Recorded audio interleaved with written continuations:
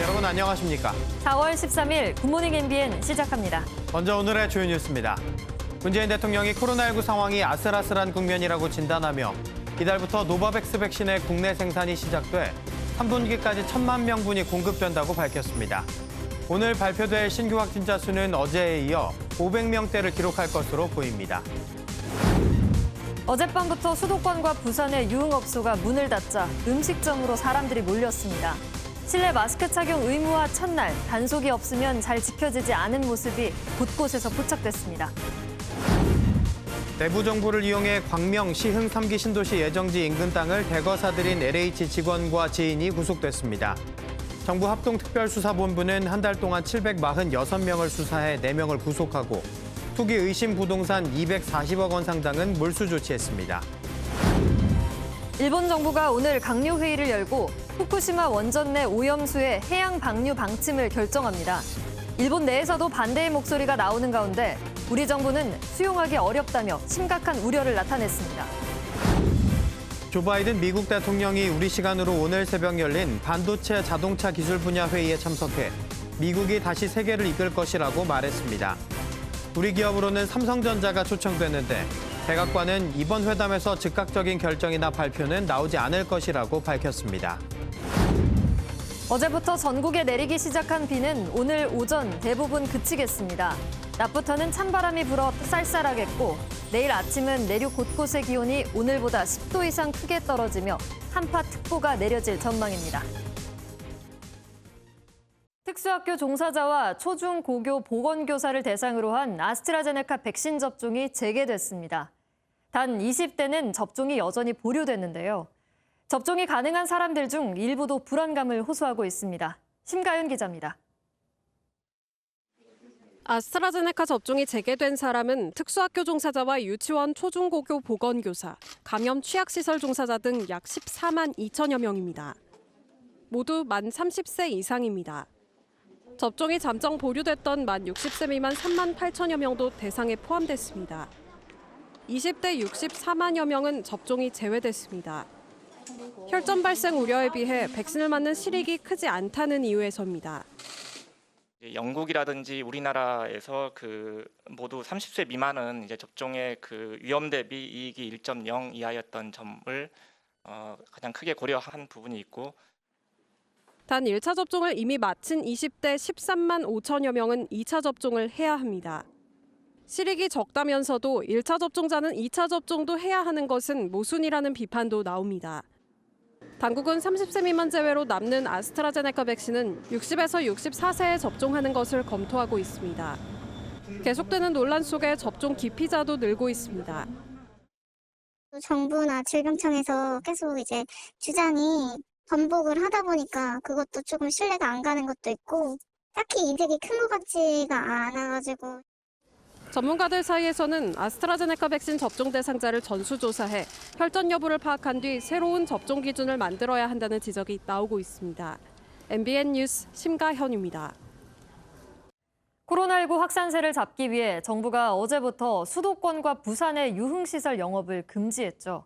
이 여파로 부산 최대 번화가인 서면은 사람을 찾아볼 수 없을 만큼 썰렁했는데 서울은 음식점으로 사람들이 몰렸습니다. 정태진 기자입니다. 평소 같으면 많은 인파로 북적거렸을 부산 최대 번화가 서면.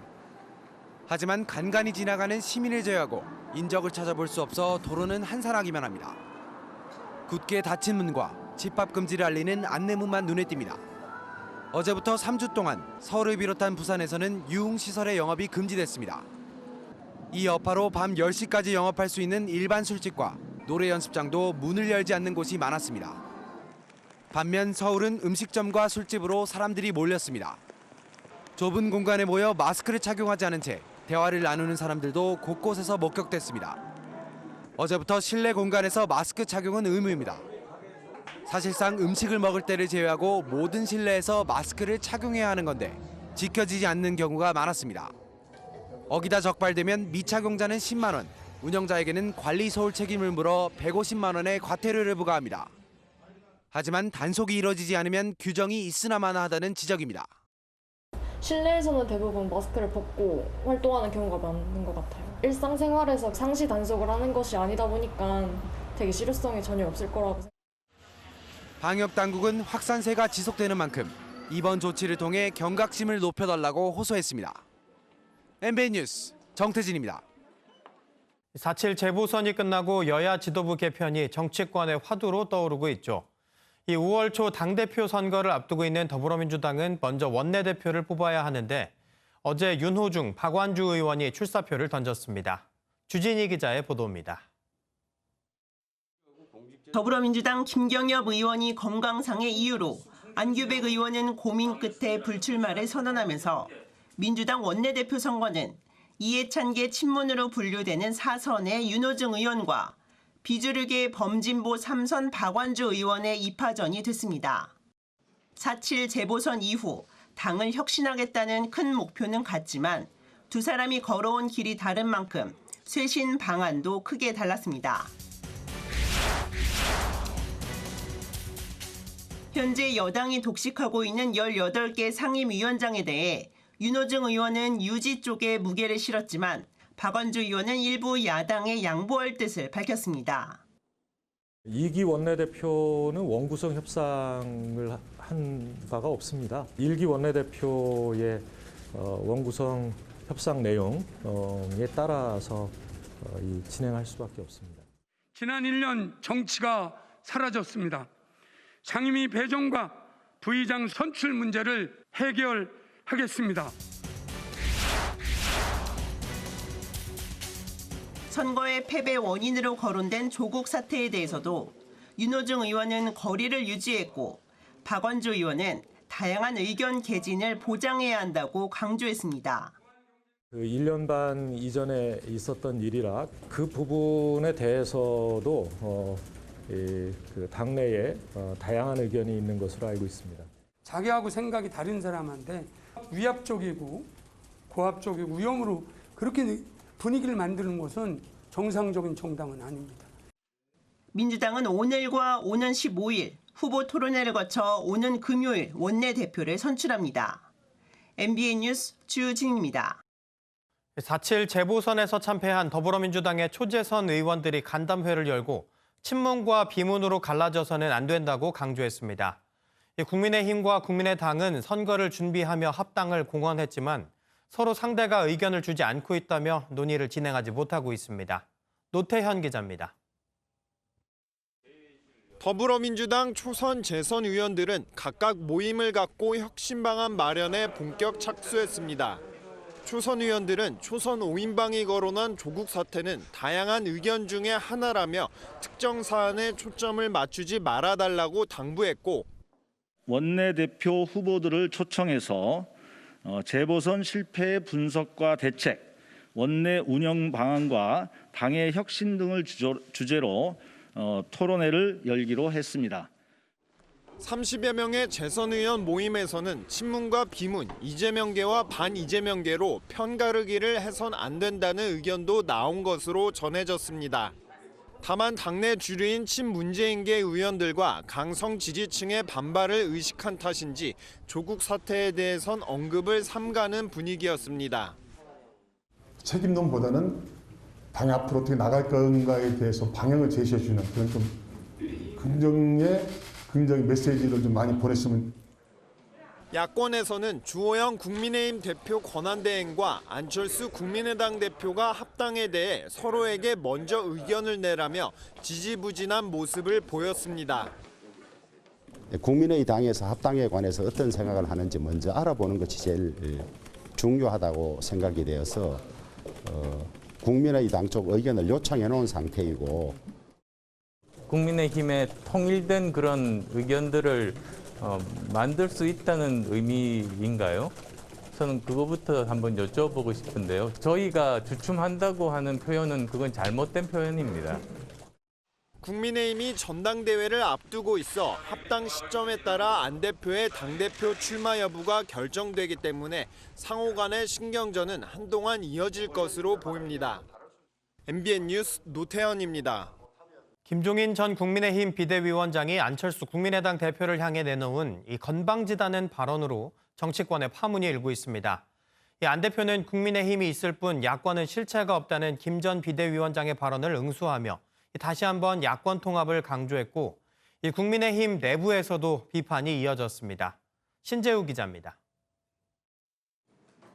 김종인 전 국민의힘 비상대책위원장이 재보선을 야권의 승리라고 표현하다니 건방지다며 안철수 국민의당 대표를 깎아내린 것에 대해 안 대표는 다시 한번 통합을 강조했습니다.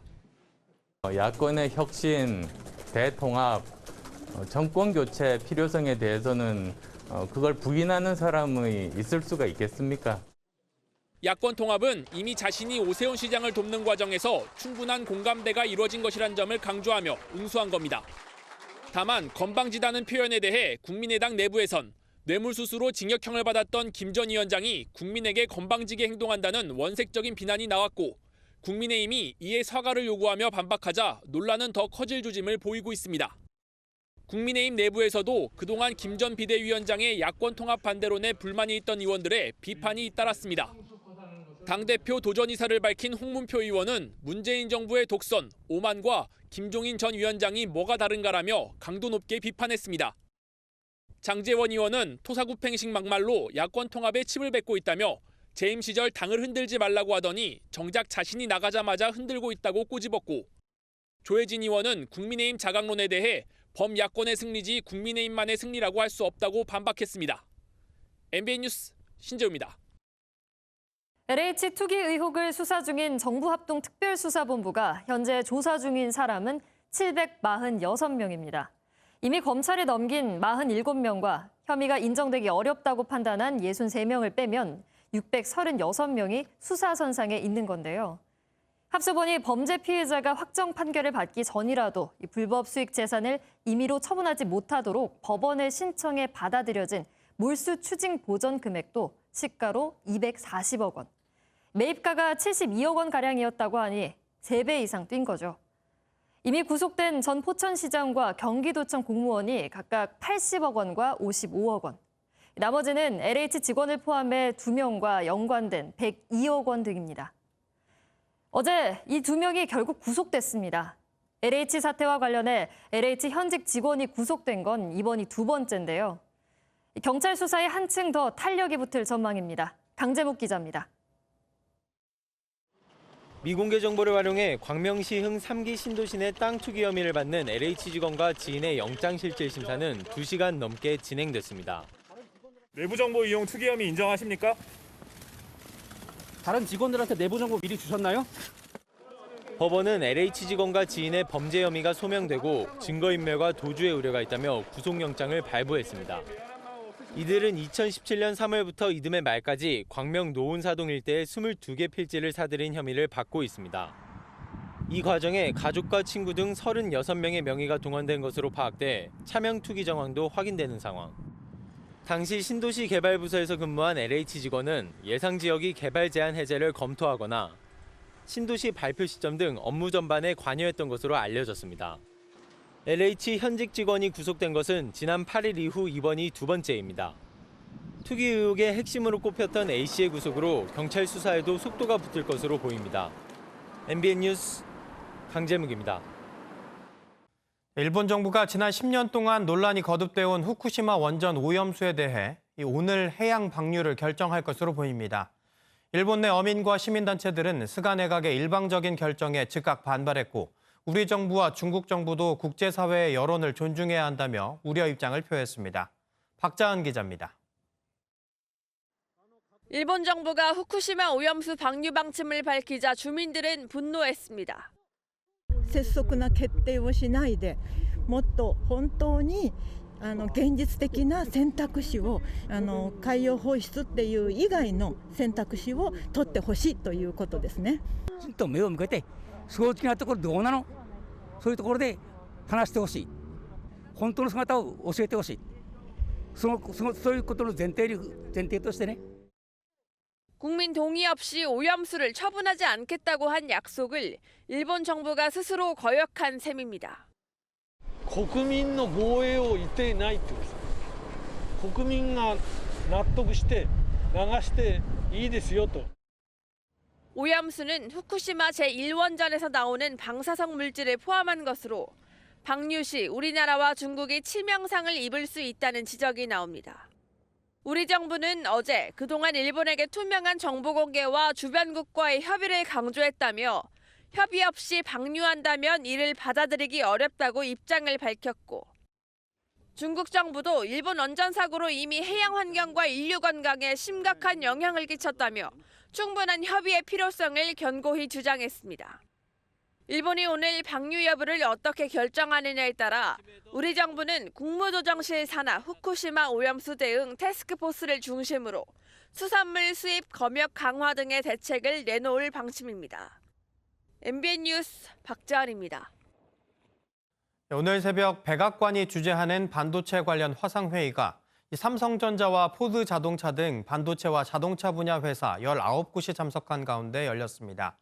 이 회의에 잠시 나온 조 바이든 미국 대통령은 미국도 중국처럼 반도체와 배터리 분야에서 공격적으로 투자해야 한다고 말했습니다. 전광열 기자입니다. 오늘 회의는 전 세계적인 자동차용 반도체 칩 부족 사태로 미국 내 주요 자동차 생산 공장의 조업 중단이 속출하는 상황에서 열렸습니다. 차량용 반도체 부족 문제 해결을 위한 회의였는데 바이든 대통령이 전격적으로 참석해 미 상원과 하원에서 초당적으로 반도체 투자를 지지하는 서한을 받았다고 밝히면서 중국과의 경쟁에서 지면 안 된다고 강조했습니다. China and the rest of the world is not waiting. We're investing aggressively in areas like semiconductors and batteries. That's what they're doing and others. 바이든 대통령은 반도체 직접 회로의 핵심 재료인 웨이퍼를 들어올려 보이면서 반도체 투자의 목적이 세계 최강국 지위 유지라고 못 박았습니다. We're going to lead the world again. We're going to lead it again in the 21st century. 바이든 대통령이 반도체 회의를 직접 챙긴 건 반도체의 미국 내 생산에 대한 강한 의지를 드러낸 겁니다. 앞으로 미국이 자국 내 반도체 생산 라인을 늘리도록 요구하고 중국과의 반도체 거래도 제한할 확률이 높습니다. 중국도 한국을 반도체 파트너로 지목한 상황이라 한국 기업들이 미중 양측에서 압박을 받는 상황입니다. MBN 뉴스 전광열입니다. 미국에서 흑인 남성이 경찰이 쏜 총에 맞아 숨지는 사건이 또 발생했습니다. 이 시민들은 경찰차에 올라타고 상점에서 물건을 훔치는 등 격렬히 항의했습니다. 정설민 기자의 보도입니다. 경찰이 흰색 차량에 다가가자 흑인 남성이 밖으로 나옵니다. 경찰이 수갑을 채우려는 찰나 다시 운전석으로 들어가는 남성. 급기야 경찰이 총을 꺼내 듭니다. 총을 맞은 남성은 도망가다 다른 차량과 충돌했고 그 자리에서 숨졌습니다. A minute later I called and his girlfriend answered, which was the passenger in the car, and said that he'd been shot. 사건이 발생한 미니애폴리스는 경찰의 과잉 진압으로 목숨을 잃은 플로이드 사건이 발생한 곳입니다. 또다시 흑인이 경찰에 의해 목숨을 잃자 시민들은 경찰차 위로 올라가고 상점에서 물건을 훔치는 등 혼란에 빠졌습니다. 경찰은 권총을 테이저건으로 착각해 발포했다며 진화에 나섰습니다. This appears to me, from what I've viewed and the officer's reaction and distress immediately after, that this was an accidental discharge. 바이든 대통령도 총격 희생자 가족의 위로를 표했습니다. I haven't called Dante Wright's family, but our prayers with their family. It's really a tragic thing that happened. 다만 폭력 시위나 약탈 행위는 절대 정당화될 수 없다고 덧붙였습니다. MBN 뉴스 정설민입니다.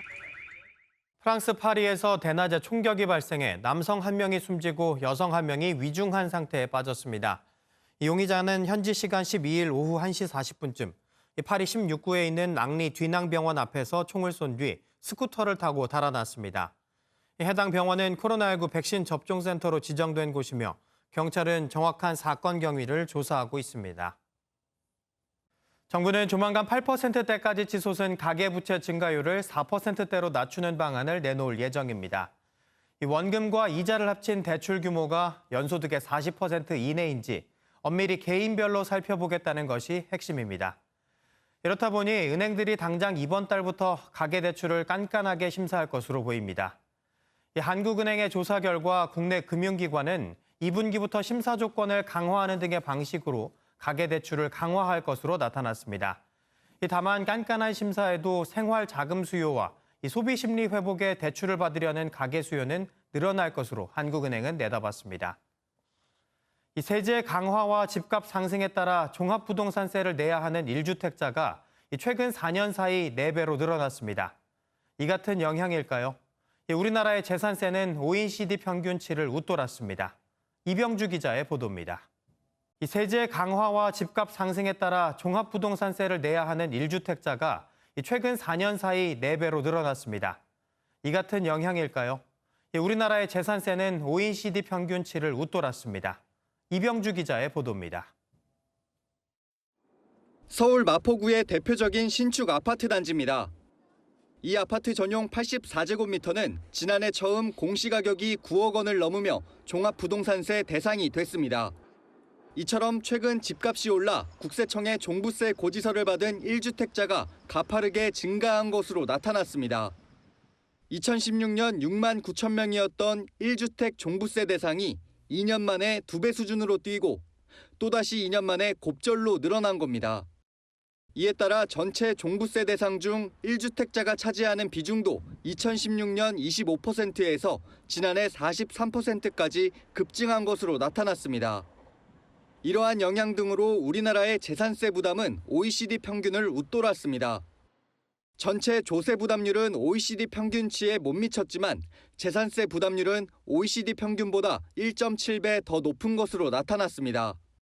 당초에는 종부세가 9억이라는 기준이 있었지만은 그게 호화주택에 대한 기준이었어요. 10년도 훨씬 넘은 기준인데 공시가격 인상이 이어지고 있는 만큼 우리나라의 재산세 비중은 당분간 계속 커질 전망입니다. MBN 뉴스 이병주입니다.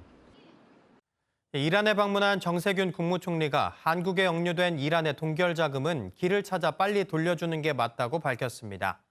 1박 3일간의 일정을 마치고 오늘 귀국하는 정 총리는 조만간 사의를 표명하고 이제 본격적인 대권 도전에 나설 전망입니다.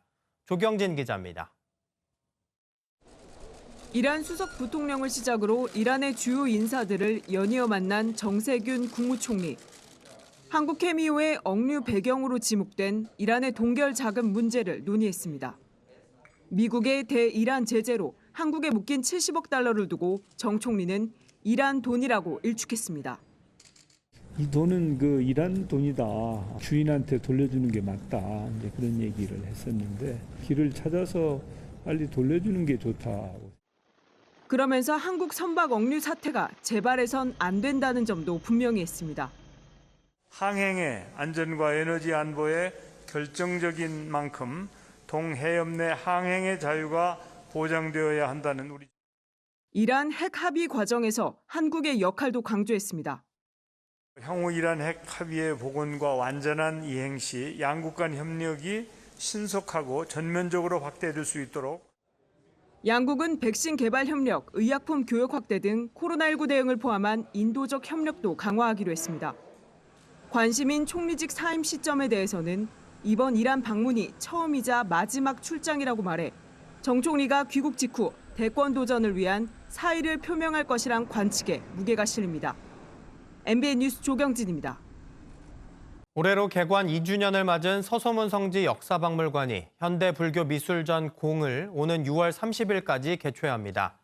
이번 전시회는 조선시대 괴물과 함께 조각, 회화, 설치, 영상 등 현대미술의 다양한 장르를 아우르는 작품이 전시됩니다. 서소문 성지 역사박물관장인 원종현 신부는 종교와 사상의 경계를 넘어 열린 복합 문화 공간을 지향하는 시작점이 될 것이라고 말했습니다. 이열치열, 이한치한이라고 했던가요? 러시아에서는 추위에 정면으로 맞서는 축제가 열렸는데요. 그만 마스크까지 벗어버렸네요. 새하얀 설원에서 우르르 스키를 타는 사람들. 그런데 복장이 제법 가볍죠. 대부분 수영복 차림입니다. 지난 주말 러시아에서 열린 부게루겔 축제인데요. 할아버지도 흰 수염과 함께 노익장을 과시했고요. 심지어 언덕을 내려와 그대로 얼음물에 뛰어들기도 합니다. 지난 2014년 소치 동계올림픽을 기념하며 시작돼 매년 수백 명의 스키어가 찾고 있다고요. 하지만 아무리 즐거워도 마스크는 쓰셔야겠네요. 그런가 하면 바이커들은 이곳에 모두 모였나 봅니다. 오토바이 축제는 아니고요. 미사를 드리러 왔다네요. 폴란드 최대의 가톨릭 성지 야스나고라 수도원 앞마당. 예로부터 이곳을 찾으면 아픈 사람이 낫는다는 전설로 유명한데요. 매년 이맘때면 오토바이를 탄 순례자들이 몰려든다고요. 코로나19로 출입을 제한했다지만 여전히 잔디밭을 빽빽이 메울 만큼 모여들었는데요. 바이커들은 성모님께 생명을 맡긴다며 거리두기도 아랑곳 없이 미사를 드렸습니다. 이 지역은 병상이 모자랄 정도로 확산세가 강하다니 모두를 위해 잠시 참는 게 좋겠죠. 지난 주말 남양주에서 큰 화재가 났었죠. 노부부가 사는 미국의 한 가정집에서도 불이 났는데 긴박했던 당시 구조 영상이 공개됐습니다. 한밤중 미국 미시간주 로열로크의 가정집에 불이 났습니다. 할아버지는 가까스로 빠져나왔지만 할머니는 아직 갇혀 있었는데요. 문이 열리지 않자 힘껏 걷어차 여는 경찰관. 할머니는 문 바로 뒤에 쓰러져 있었습니다. 하마터면 연기를 마시고 큰일을 당할 뻔한 아슬아슬한 상황이었지만 제때 응급처치를 받은 덕에 할머니는 고비를 넘기고 회복 중이라고 합니다. 지금까지 굿모닝 월드였습니다. 어제부터 내리던 비는 오늘 새벽에 대부분 잦아들었는데요. 아침까지 내륙 곳곳에서는 5mm 안팎의 비가 더 오는 곳이 있겠습니다. 이후에는 맑은 하늘을 되찾겠지만 낮부터는 북서쪽에서 찬 공기가 내려오면서 날이 부쩍 쌀쌀해지겠습니다. 출근길 따뜻한 옷차림 해주셔야겠습니다. 오늘 서울의 낮 기온 15도에 머물겠고요. 내일 아침은 3도까지 기온이 뚝 떨어지겠습니다. 기온 변동폭이 워낙 크다 보니 일부 내륙에서는 한파특보가 내려질 가능성도 있겠습니다. 지금 아직도 내륙 곳곳에서는 약하게 비가 내리는 곳이 있습니다. 여기에 서해안에서는 짙은 안개도 끼어있는 상황입니다. 아침까지 비가 오겠고요. 오후부터는 차차 맑아지겠습니다. 영남 해안에서는 아침까지 바람이 강하게 불겠고 서해안과 제주도는 낮부터 바람이 거세지겠습니다. 이 시각 기온 살펴보겠습니다. 서울 11.2도, 안동은 13도로 출발하고 있는데요. 한낮에는 서울 15도, 대전 17도, 광주 16도, 대구 21도로 중부지방은 어제보다 낮겠고요. 남부지방은 어제보다 높겠습니다. 하지만 전국적으로 예년 수준을 밑돌면서 종일 서늘하겠습니다. 내일 아침에는 동해안에서 비가 살짝 오겠고요. 금요일에는 수도권과 영서에서 또 한 번 비 소식 들어있습니다. 날씨였습니다.